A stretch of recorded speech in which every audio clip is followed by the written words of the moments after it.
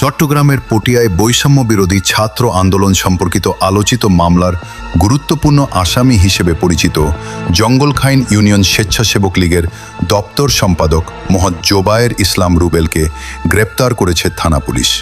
চট্টগ্রাম জেলা police super Mohammad Saiful Islam Santu, BPM বারের নির্দেশনায় এবং অতিরিক্ত police super Patiya circle Noman Ahmad পিপিএমের তত্ত্বাবধানে এ অভিযান পরিচালিত হয়। পটিয়া থানার অফিসার ইনচার্জ মহান নুরুজ্জামান পুরো অপারেশন সমন্বয় করেন।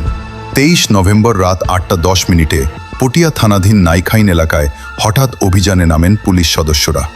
এই তৎপরতায় গ্রেপ্তার করা হয় রুবেলকে, যিনি বৈষম্য বিরোধী ছাত্র আন্দোলনের ঘটনায় দায়ের হওয়া মামলার মূল চক্রের অন্যতম ব্যক্তি হিসেবে চিহ্নিত।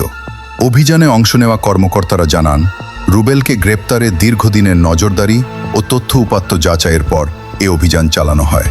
গ্রেপ্তারের পর যথাযথ প্রক্রিয়ার মাধ্যমে তাকে বিজ্ঞ আদালতে সোপর্দ করেছে পটিয়া থানা পুলিশ।